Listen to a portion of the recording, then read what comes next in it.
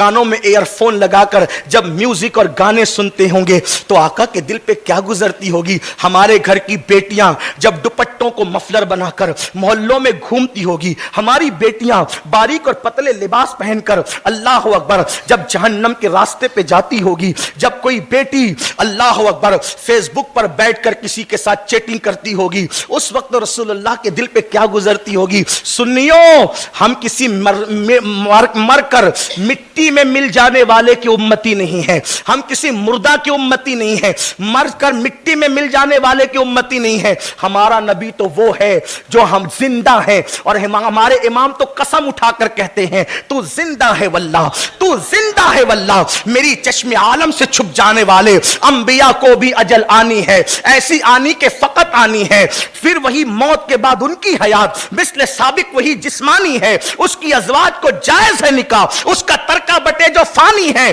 اللہ اکبر, ہمارے آقا زندہ ہیں اور ہماری جانوں سے زیادہ قریب ہیں. ہم جو کچھ کر رہے ہیں آقا کی نگاہوں میں ہے, سرکار دیکھ رہے ہیں. اب بتاؤ, باپ دیکھ رہا ہو تو سگریٹ نہیں پیتے, اور اگر ہم اللہ اکبر سی سی ٹی وی کیمرے کی زد میں ہو تو گٹکا کھا کر تھوکتے نہیں, پان کھا کر تھوکتے نہیں, کیونکہ سی سی ٹی وی کیمرے کی زد میں ہے. باپ دیکھ رہا تو سگریٹ نہیں پیئیں گے, پیر دیکھ رہا ہو تو کھڑے رہیں گے, بیٹھیں گے نہیں. آپ سے پوچھتا ہوں, آقا تو جان سے زیادہ قریب ہیں, حضور کا کتنا خیال کیا. اللہ پاک شہرک سے زیادہ قریب ہے, نحن اقرب الیہ من حبل الورید, اللہ تمہاری شہرک سے زیادہ قریب ہے. اللہ اکبر, جیسا کہ اس کی شان ہے. بتاؤ آقا کا کتنا خیال کیا, اللہ پاک کی غیرت کا کتنا خیال کیا. مگر یاد رکھنا, سب سے بچ کر گناہ کرنے والوں, اگر تنہائی میں گناہ کرو گے تو انجام پھر یاد رکھو. حضرت زید کہتے ہیں کہ میری عادت تھی کہ میں قبرستان جاتا تاکہ اپنی موت کو یاد کروں,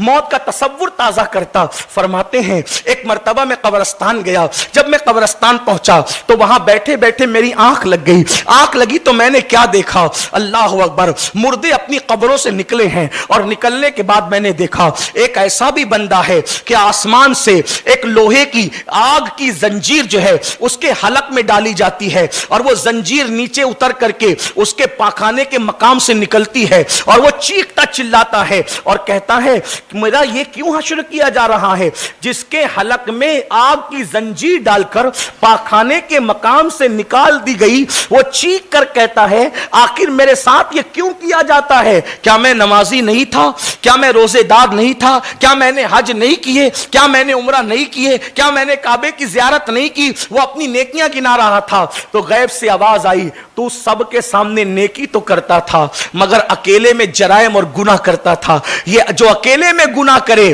ہم اس کے گناہوں کی وجہ سے اس کی نیکیوں کو ہباء منصورہ کر دیتے ہیں, بکھرے ہوئے ریت کے ذرات کی طرح کر دیتے ہیں. اب آپ سے پوچھتا ہوں, ہم سب کے سامنے تو سنبھل کر بیٹھتے ہیں, سنبھل کر چلتے ہیں, سنبھل کر بولتے ہیں, لیکن اللہ رسول کا بھی کچھ خیال ہے نہیں, ہرگز نہیں. اگر ایسا نہیں ہے تو قیامت کے منظر کو یاد کرو. حضور کی بارگاہ میں جانا ہے اور آقا علیہ السلام فرماتے ہیں جس نے جان بوجھ کر نماز چھوڑی قیامت کے دن اس کے ساتھ میرا کوئی وعدہ نہیں.